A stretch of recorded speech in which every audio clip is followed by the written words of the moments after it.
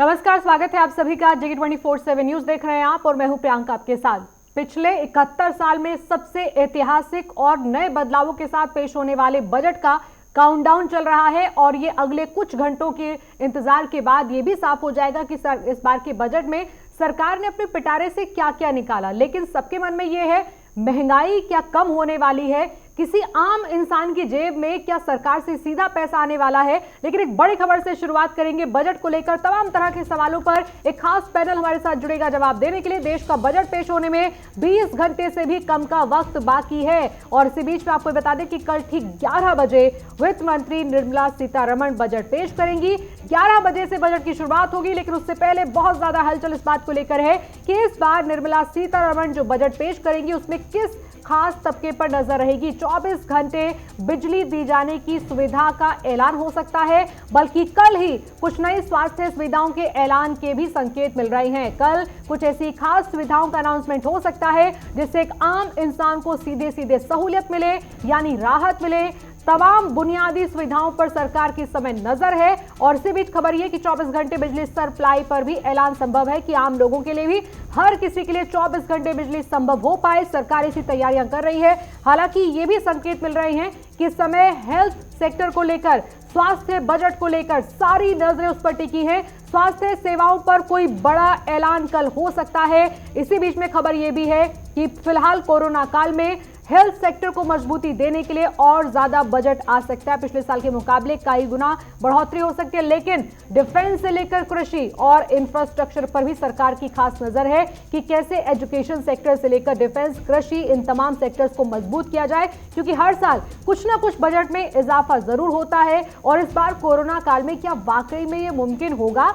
ऐसे तमाम तरह के सवाल हैं जो जहन में हैं लोगों के, और इसीलिए इस पर हम चर्चा करेंगे आगे कि आखिर इस बजट से क्या बैलेंस वाला बजट आने वाला है, संतुलित बजट आने वाला है, या फिर किसी खास तबके के लिए कोई बड़ा ऐलान होने वाला है। सैलरीड क्लास की नजर है, बिजनेसमैन की नजर है। लेकिन इसी बीच में आज 10 सवाल कौन से हैं जो हर कोई जानना चाहता है। सबसे पहला सवाल, अर्थव्यवस्था में करीब 8% की गिरावट के संकेत हैं, तो क्या बजट के बाद कुछ ये रफ्तार कम होगी, गिरावट कम होगी, अर्थव्यवस्था को कहीं तेजी मिलेगी? ये जो गिरावट है इसको कम करने के लिए सरकार ऐसा कौन सा ऐलान कल बजट में करेगी जिससे इससे राहत मिले? एक और सवाल ये भी कि अगले वित्त वर्ष में 11% की तेजी की संभावना है, बजट से इस पर कितना असर और क्या असर दिखेगा? बैंकों की स्थिति सुधारने के लिए कितना खर्च करने की उम्मीद की जाए इस समय सरकार से? एजुकेशन को एजुटेक बनाने के लिए क्या किया जाएगा? चीन पाकिस्तान को सबक सिखाने के लिए कितना बजट जरूरी है, पिछले के मुकाबले कितना इजाफा होगा? वैक्सीन प्रोग्राम के लिए क्या कोई फंड की घोषणा होने वाली है, या वैक्सीन किस तरीके से लोगों तक पहुंचेगी, क्या उसे तवज्जो मिलेगी? कृषि क्षेत्र के लिए क्या कोई बड़ी घोषणाएं की जाएंगी? क्या वैसा इस समय रेवेन्यू है? मनरेगा की तर्ज पर शहरी क्षेत्रों में भी रोजगार गारंटी योजना प्रोग्राम की घोषणा होगी? क्या इस तरह का सरकार के पास राजस्व है कि दिल खोलकर घोषणाएं की जाए? एक और सवाल यह भी कि क्या सरकार अब कमाई के लिए कोरोना सेस, कोविड सेस लगा सकती है? बहुत ज्यादा चर्चा हो रही है इस बात की कि सरकार कुछ ना कुछ ऐसा इंट्रोड्यूस करेगी, ऐसी घोषणा करेगी जिससे सरकार के खजाने में भी पैसा आए। क्या बजट के बाद मिडिल क्लास को महंगाई से राहत मिलेगी? क्या राहत वाला बजट साबित होगा, या फिर आम लोगों के लिए जिनको महंगाई की मार पहले से भारी पड़ रही है, क्या उनकी जेब पर असर पड़ेगा? क्या उनकी जेब ढीली होगी या फिर जेब में पैसा आएगा? कुल मिलाकर बजट को लेकर सबसे बड़ा सवाल है इस समय, जिस पर गहन मंथन और चर्चा हो रही है हर तरफ। इसी पर बातचीत करेंगे। खास मेहमान हमारे साथ इस चर्चा में जुड़ेंगे जो इन सवालों का जवाब भी देंगे कि एक आम इंसान अगर बजट से उम्मीद करे तो क्या करे? सरकार के पास क्या खजाने में उतना पैसा है जिससे सरकार लुटाने को तैयार है, या फिर एक आम इंसान की जेब से और पैसा निकालने की तैयारी हो रही है? खास मेहमान हमारे साथ हैं। अश्विनी राणा जी हमारे साथ आ गए हैं, फाउंडर है वॉइस ऑफ बैंकिंग के। अश्विनी राणा जी, बहुत बहुत स्वागत है आपका। श्याम सुंदर मंगला जी हमारे साथ आ गए हैं, आप चार्टर्ड अकाउंटेंट हैं, बहुत बहुत स्वागत है आपका श्याम सुंदर मंगला जी। डॉक्टर सिद्धार्थ गुप्ता आ गए हैं, एंटी कोरोना टास्क फोर्स के मेंबर। डॉक्टर सिद्धार्थ गुप्ता जी, बहुत बहुत स्वागत है आपका भी। मेरा पहला सवाल आपसे है doctor Siddharth Gupta, health sector को लेकर बहुत आश्वस्त हैं लोग, ना सिर्फ डॉक्टर्स बल्कि एक आम इंसान भी, कि अब हेल्थ पर बहुत ज्यादा फोकस करने की जरूरत है। पिछली बार के बजट को देखें तो 70,000 करोड़ के करीब था, 69,000 करोड़ का बजट था। कितनी उम्मीद आपको लग रही है कि सरकार इस बार ज्यादा से ज्यादा हेल्थ सेक्टर पर ध्यान देगी? कोविड-19 की वैक्सीनेशन ड्राइव चल रही है, रिकवरी भी चल रही है, तो इकोनॉमिक सर्वे 2021 और 2022 ने एक ये इकोनॉमिक कॉन्टेक्स्ट, एक प्रोजेक्टेड ग्रोथ जो दिखाई है 11% दिखाई, वी शेप रिकवरी इसको हम लोग कहते हैं। दूसरा जो इकोनॉमी एक्सपेक्टेड है बेसिकली हेल्थ केयर सेक्टर में बहुत जरूरी है। हायर इन्वेस्टमेंट जितना सरकार देगी हेल्थ सेक्टर में, both at central level as well at the state level, ये बहुत ज्यादा अपने आप में एब्सोल्युटली एसेंशियल है, जिससे हम काउंटर पब्लिक हेल्थ इमरजेंसीज को और टैकल कर सके। और इसके साथ साथ जितने भी हमारी पब्लिक हेल्थ सेवाएं हैं, सर्विसेज हैं, इसको हम एफिशिएंटली और इक्विटेबल मैनर में हम इसको चला सके। हमारी सरकार देश के लिए प्रतिबद्ध है, नागरिकों के लिए प्रतिबद्ध है, देश के हर नागरिक को कोविड-19 वैक्सीन तक लगाने के लिए प्रतिबद्ध है। तो जो यूनिवर्सल हेल्थ कवरेज के तहत जो है, तो उसमें पब्लिक फाइनेंसिंग ऑफ हेल्थ ये कम से कम मेरे ख्याल से एटलीस्ट 2.5% ऑफ जीडीपी रहेगा इन नेक्स्ट 2-3 इयर्स तक। लेकिन सिद्धार्थ जी, अगर हम इस तरह से देखें कि देश में एजुकेशन का बजट, डिफेंस का बजट और इसके अलावा इंफ्रास्ट्रक्चर है, कुछ चीज़ें हैं जो कहा जा रहा है कि सरकार इस समय तैयारी कर रही है कि इनके मुकाबले में शायद इस बार हेल्थ का बजट भी बराबर हो। आप उम्मीद कितनी कर रहे हैं कि 70,000 करोड़ से अगर हमें ये देखना हो कि हम बहुत अच्छे से स्वास्थ्य विभाग को और बेहतरी के लिए अगर कुछ ज़रूरतें हैं तो कितना इजाफा आप देख रहे हैं? 5%, 10%, क्या देख रहे हैं? मैं इजाफा देख रहा हूं, क्योंकि माननीय प्रधानमंत्री मोदी जी ने जो ऑल पार्टी मीटिंग भी कन्वीन करी थी सैटरडे को, उसमें उन्होंने यही हाईलाइट करा है, जो हमारा देश है, इंडिया है, उसको इस समय सारे सेक्टर्स में साथ साथ हेल्थ सेक्टर को भी एक फोर्स मल्टीप्लायर की तरह आने की जरूरत है, जिससे हर एक को ग्लोबल हेल्थ और ग्लोबल प्रॉस्पेरिटी नसीब हो सके।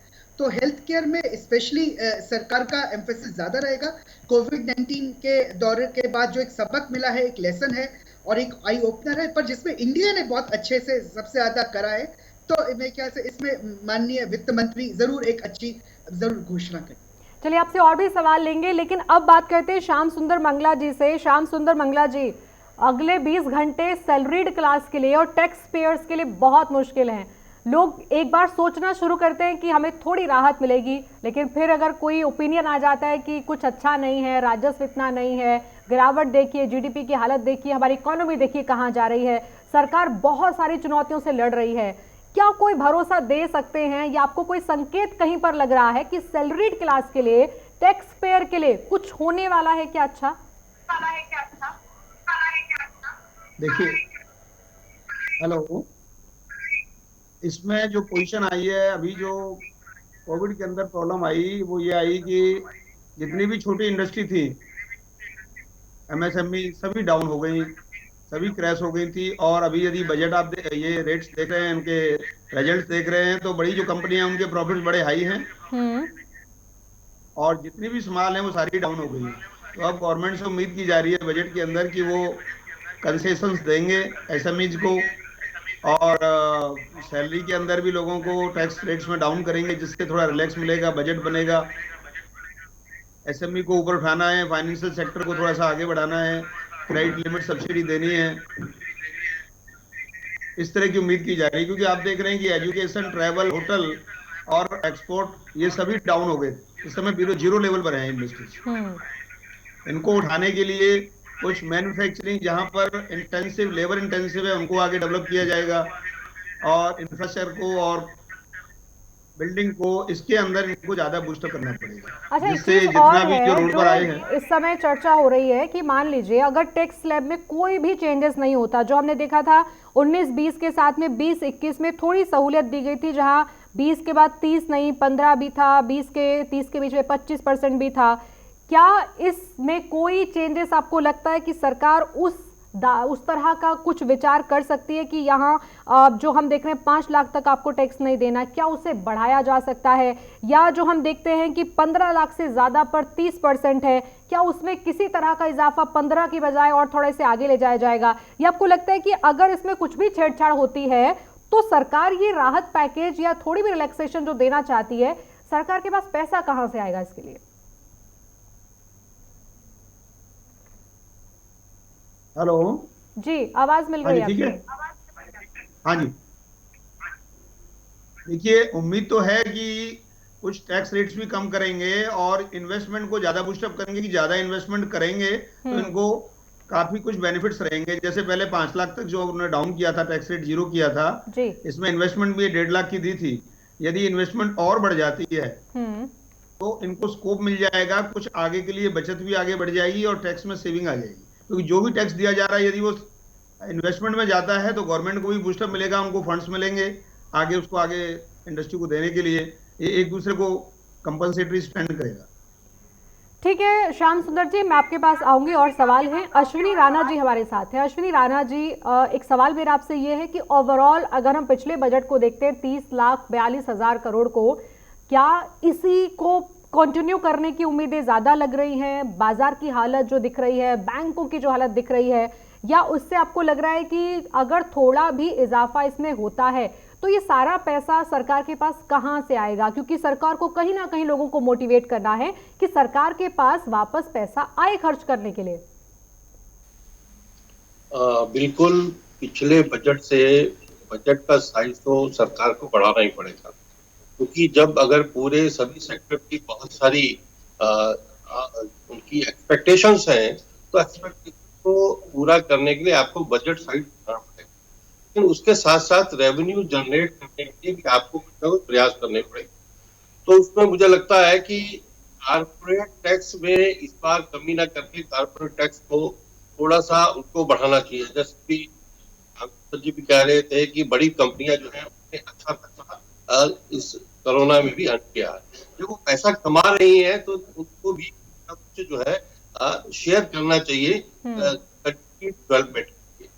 दूसरा, आत्मनिर्भर भारत की हम सरकार बात कर रही है, बहुत अच्छी सोच है, लोकल वोकल फॉर लोकल की बात कर रही है, लेकिन उसके उसके साथ भी उसको और इंसेंटिव करने के लिए हमें तो वो जो इंडस्ट्री है, उसी इंडस्ट्री में अगर इंपोर्ट होता है तो उस इंपोर्ट की ड्यूटी बढ़ाने की जरूरत है, क्योंकि उससे उसका रेवेन्यू भी जनरेट होगा और जो देश में बन रही चीजें हैं, वस्तुएं, प्रोडक्ट्स हैं, उनको भी मार्केट मिल पाएगी।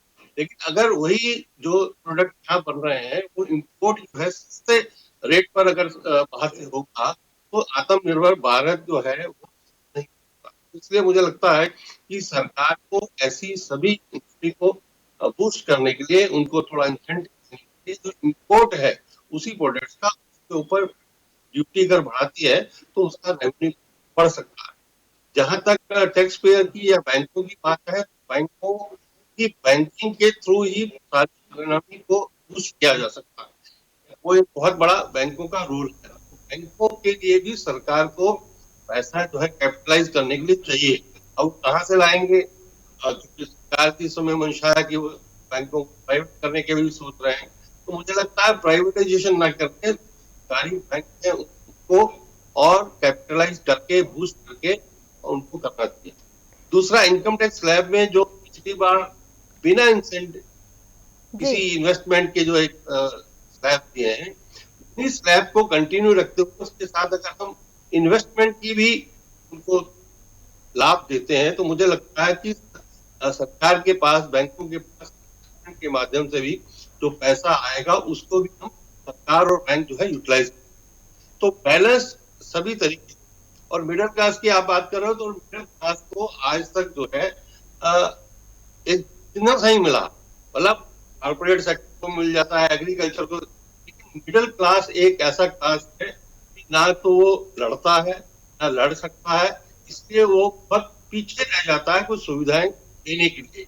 तो सरकार को मिडिल क्लास भी बजट के थ्रू, चाहे वो इनकम टैक्स में फायदा दें या कैसे भी दें, उसको कुछ ना कुछ राहत। आप कह रहे हैं कि अनाउंस करना एक जगह है, इमीडिएट जो एक इंसान को राहत मिल सकती है उस बारे में सरकार थोड़ा ज्यादा सोचे कि अगर ये बजट कल आ रहा है तो इस वित्त वर्ष में पूरे साल एक इंसान को क्या राहत मिलने वाली है, उसे क्या फायदा होने वाला है। क्योंकि यहाँ सिर्फ बात सस्ते और महंगे की नहीं है, बात यह है कि आप जो नई चीजें लेकर आएंगे, जब वो धरातल पर उतरेंगी, उसके लिए आप अलग से पैसा लगा रहे होंगे, तब जाके लोगों को सुविधा मिलेगी।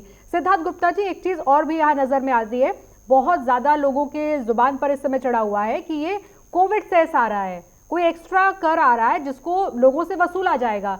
क्या इस समय जो हम देख रहे हैं हेल्थ बजट को बढ़ाने के लिए और थोड़ी थोड़ी राहत सबको देने के लिए ऐसे किसी प्लान को एग्जीक्यूट करना जरूरी है? क्योंकि हमने इससे पहले कई सेस देखे इंट्रोड्यूस हुए हैं, लेकिन क्या कोविड सेस लगाना इस समय जरूरत है?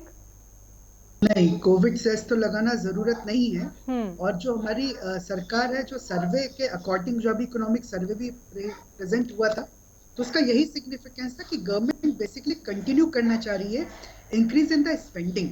अगर हम एसेट क्वालिटी रिव्यू की बात करते हैं अक्रॉस ऑल द सेक्टर्स, तो जो महंगाई है, इन्फ्लेशन है, वो लाइकली टू मॉडरेट होगी। और कोविड सेस और लगाना इसलिए और ज़रूरी भी नहीं होगा क्योंकि देखिए ये तो एक ऐसी महामारी हुई थी जो अभी भी चल रही है, जो जिसने हर तरफ के हर सेक्टर को अफेक्ट करा है, चाहे वो एजुकेशनल सेक्टर हो, चाहे बिजनेस सेक्टर हो, या इवन कोई भी अपने मार्जिनल जो हमारे वर्कर्स हैं उन तक के जो सेक्टर्स हों। इंटरनेशनल मॉनेटरी काउंसिल की जो फोरकास्ट है, उन्होंने ये भी बताया है कि जो हमारा देश भारत है वो उसके फास्टेस्ट ग्रोइंग मेजर इकोनॉमी बनेगा वर्ल्ड में, विश्व में, और जिसकी ग्रोथ रहेगी करीब करीब 11.5% 2021-2022 में और 6.8% 2022 और 2023 में। ये वी शेप रिकवरी ग्रोथ है, और जिसके तहत जो इकोनॉमी है, जो हमारी कॉन्ट्रैक्ट भी करेगी अगर 7.7% का हो सकता है 2020-21 के आंकड़ों के मुताबिक जो अब तक आए हुए हैं। पर ये देश का बजट है, ये एक हेल्थ केयर बजट है, ये सबके लिए बजट है।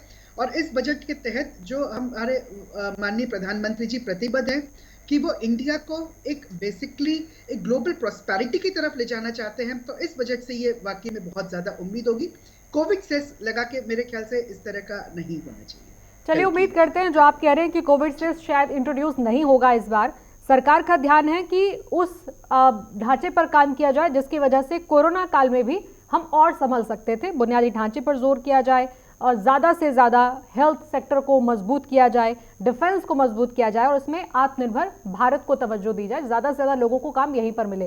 लेकिन श्याम सुंदर मंगला जी, एक और भी चीज़ है, ATC में जो हम देखते हैं कि 1.5 लाख तक की छूट है आपको, क्या इसे बढ़ाने की आप लगता है कि सही समय है? 5-6 साल हो गए, कोई बदलाव नहीं हो रहा उसमें। देखिए, NPS को ज्यादा बूस्टअप किया जा रहा है। उम्मीद है कि इस बार इसको आगे बढ़ाया जाएगा, क्योंकि इसको नहीं बढ़ाने से सभी को नुकसान है। गवर्नमेंट को भी फंड्स नहीं मिल रहे हैं, क्योंकि गवर्नमेंट को अल्टीमेटली इस समय शॉर्टेज है, फंड्स चाहिए चारों तरफ से जी। यदि इसकी लिमिट बढ़ेगी तो गवर्नमेंट को भी पैसा मिलेगा और इधर भी टैक्स बर्डन भी एम्प्लॉयज के पास कम रहेगा, हर एक टैक्स पेयर को बेनिफिट मिलेगा इसका। ये उम्मीद है कि 5 था, 5 से 7.5 आए, कहीं 10 पर आए, स्लैब के हिसाब से, इन्वेस्टमेंट के हिसाब से, तो अच्छा रहेगा। इस उम्मीद है कि बढ़ेगा। और कोई ऐसी चीज आप देख रहे हैं जिस पर फोकस सरकार कर सकती है? क्योंकि सरकार इस समय चाहती है कि एक आम इंसान को या एक मिडिल क्लास को ये एहसास ना हो कि उसने सरकार को कुछ दिया है, उसको लगे कि सरकार हमें कुछ राहत दे रही है। कोई ऐसी चीज आपकी नजर में हो जो आपको लगता हो कि सरकार पैसा तो लेगी लेकिन शायद तरीका इस बार बदल दिया जाएगा? जैसे हमने पिछली बार देखा था कि आपने टैक्स स्लैब्स में चेंजेस देखे होंगे, जो पहले 2.5 था उसको 5 किया गया छूट के दायरे को, जो 5, 20, 30 तक था उसको 10, 15, 20, 25, 30 कर दिया था। कुछ नया बदलाव उम्मीद करें इस बार होगा? इस बार भी ये मेन तो इंडस्ट्रीज को जाना जरूरी है, इंडस्ट्री को बेनिफिट आएगा। इंडस्ट्री को आना इसलिए जरूरी है कि इस समय जो लेबर ओरिएंटेड है, लेबर सामने बिल्कुल बेकार पड़ी हुई है, उसको कोई काम नहीं मिला है। तो मेन लेबर यदि सामने आ जाएगी, यदि प्रोडक्शन ज्यादा होगी, इनको सैलरी भी बढ़ेगी। यदि सैलरी बढ़ती है तब तो टैक्स भी चला जाए तभी कोई बात नहीं है। तो गवर्नमेंट का सबसे ज्यादा जो है वो मोर कंसेशन दिए जाए एम्प्लॉयर्स को, कि वो ज्यादा से ज्यादा लेबर को एम्प्लॉय करें और कुछ ना कुछ ऐसी सब्सिडी दी जाए जिसके द्वारा डेवलपमेंट हो। मेनली क्या है कि रूरल के अंदर तो डेवलपमेंट बहुत पहुंची है, अर्बन सेक्टर के अंदर जितने भी अर्बन रेजिडेंट्स है उनको प्रॉब्लम आई है काफी, क्योंकि कोविड ने जो इफेक्ट किया है अर्बन को ज्यादा किया है, रूरल को कम किया है। और वैसे भी डेवलपमेंट जो रूरल में आई है कोविड के कारण, चारों तरफ जो डेवलपमेंट है इसकी ऑनलाइन और सारा काम हुआ वो रूरल तक फैल गया। रूरल इसका बहुत बेनिफिट लिया इस बार इस चीज का, और वहाँ काफी डेवलपमेंट आई, बिजनेस भी रूरल में ज्यादा हुआ है। तो उम्मीद है कि एम्प्लॉयमेंट बढ़ेगी और टैक्स कंसेशन भी आएंगे, एम्प्लॉयर्स के लिए भी, इंडस्ट्री के लिए भी और एम्प्लॉयज के लिए। ठीक है, लेकिन एक और भी चीज़ है जो अभी 2 दिन पहले ही लोगों को इस बात का एहसास भी हुआ जब प्रधानमंत्री ने कहा कि हमने बहुत सारे बीच बीच में वित्त मंत्री को मिनी बजट्स दिए अश्विनी राणा जी, मिनी बजट से क्या चीजें समझ में आती हैं, क्योंकि अगर उन सभी बजट को जोड़ दिया जाए, क्या उसको कोई ये एक संकेत मिल रहा है कि यहाँ इस बार के बजट से बहुत ज्यादा उम्मीद लोग ना रखें, पहले बीच बीच में छोटे छोटे बजट आते रहे लोगों को राहत देने के लिए?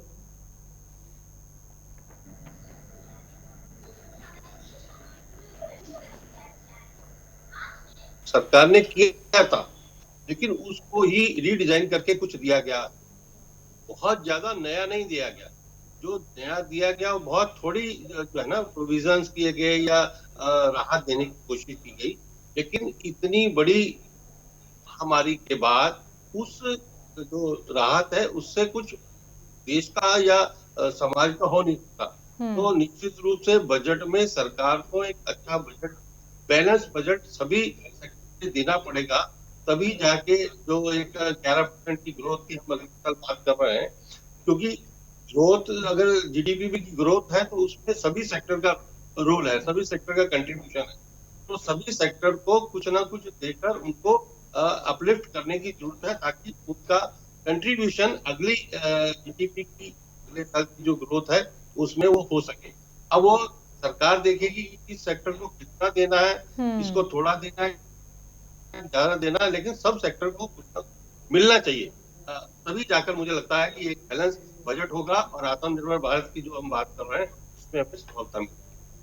कोई ऐसा रास्ता जिससे हर सेक्टर को कुछ ना कुछ मिले और हर सेक्टर की थोड़ी मजबूती हो, सरकार के पास भी कहीं ना कहीं से किसी जरिए से पैसा जो अभी बंद हो गया था कोरोना काल में, रफ्तार से थम गई थी, वो कहीं ना कहीं पटरी पर आ जाए। डॉक्टर सिद्धार्थ गुप्ता, क्या वैक्सीन प्रोग्राम को लेकर किसी खास फंड की अनाउंसमेंट की उम्मीद करें हम? हाँ, क्योंकि वैक्सीनेशन तो देखिए एक इम्पॉर्टेंट प्रोसेस है जो, और सरकार भी प्रतिबद्ध है हर एक नागरिक को वैक्सीन पहुंचनी है। इस समय जहाँ पे अभी तक हमने जो प्रायोरिटी में जो हेल्थ केयर वर्कर्स और उन्हीं लोगों को दिया था, फ्रंटलाइन वर्कर्स और मेडिकली कॉम्प्रोमाइज्ड को, पर इसका मतलब ये नहीं कि जब वैक्सीन अगर उन दूसरे अब जो चरण आएगा वैक्सीनेशन का, उसमें हम और मिडिल एज ग्रुप्स और एल्डरली लोगों को भी देंगे, और थर्ड फेज में हमारे जो हैं जिसमें स्टूडेंट्स और चिल्ड्रन। तो एक तो यूनिवर्सल इम्यूनाइजेशन प्रोग्राम के तहत इस चीज़ के ऊपर एक पक्का मेजर अनाउंसमेंट होगा, और मुझे पूरी उम्मीद भी है, क्योंकि कोविड-19 में जहाँ पे हम लोगों ने, देश ने एक पूरी एकजुटता दिखाई है, साइंटिस्ट रिसर्चर्स ने 24/7 मेहनत करके भारत का सफल यूनिवर्सल वैक्सीनेशन प्रोग्राम भी बनाने वाले हैं और चल रहा है। और एक चीज़ और मैं ज़रूर बताऊंगा, कोरोना वायरस पैंडेमिक में इस चीज़ को अपने हेल्थ केयर में वैक्सीनेशन के लिए जो मेजर अनाउंसमेंट पक्का होगा, तो इसमें किसी भी तरह से आप ये ना समझें कि हम लोगों के ऊपर, जब मिडिल क्लास हो, चाहे सैलरीड मिडिल क्लास हो, उसके ऊपर कोई एक्स्ट्रा टैक्स पेयर का वो कोई बोझ पड़ेगा। ऐसा कोई बोझ नहीं पड़ेगा, ये सरकार की नीति के तहत ही है, और इसमें एक मेजर रिलीफ है, क्योंकि जब जान है जहान है, जब वैक्सीन लगेगा तभी तो देश और निरंतर प्रगति कर पाएगा, जब सब स्वस्थ रहेंगे। लेकिन एक चीज़ जो हम देख रहे हैं, एक खास तरह से व्यापार संगठन ने एक लेटर भी लिखा था इस मसले में, श्याम सुंदर मंगला जी, कि व्यापारियों को, अगर हम बजट के बाद व्यापारियों की शिकायतों को ही अगर सुनते रहेंगे तो उससे ज़्यादा बेहतर है कि व्यापारी चाहता क्या है, कहाँ राहत चाहता है, उस पर गौर किया जाए। चिंता इस बात को लेकर हो रही है कि सरकार क्या वाकई में बिजनेसमैन को ध्यान में रखकर कोई बीच के रास्ते से राहत देगी इस बार? ये पहले लेटर लिखा गया और बताया गया कि हमारी मांगे हैं, इस पर ध्यान दीजिए। कोरोना काल में अगर एक व्यापारी को नुकसान हुआ तो उसकी भरपाई अभी तक नहीं हुई है। जो पैकेज निकाले थे, काफी कुछ नुकसान को रोकने के लिए किया गया था। बीच बीच में उन्होंने, आरबीआई ने इंस्ट्रक्शन दी, उनको और भी लिमिट दी गई, एक्स्ट्रा लिमिट दी गई, अनसिक्योर्ड लिमिट दी गई, काफी कुछ बीच बीच में कवरेज की गई। जीएसटी की भी, जीएसटी के अंदर इनकम टैक्स में सभी भी लेट रिटर्न फाइल करी, लेट किया, सबको टैक्स लेट कर दिया कि लेट जमा कर दें, कोई बात नहीं, इंटरेस्ट नहीं दिए। तो अभी क्या है, इसको रिकवर करने के लिए इस समय यही पोजीशन आ रही है कि कहीं ना कहीं गवर्नमेंट को फाइनेंशियल पोजीशन देखनी है कि भाई जितना बोरोइंग्स उनको ज्यादा दी जाएंगी, क्योंकि जितना भी ये मिडिल सेक्टर है, एसएमई सेक्टर है, उसको सबसे ज्यादा नुकसान हुआ है। आप देख रहे हैं जितने भी इंडस्ट्रीज के रेट आए थे, किसी को कितना मार्जिन ज्यादा हुआ, कितना सेक्टर कितना प्रॉफिट हुआ, बड़ी बड़ी अच्छी कंपनियों को अच्छा प्रॉफिट हुआ है।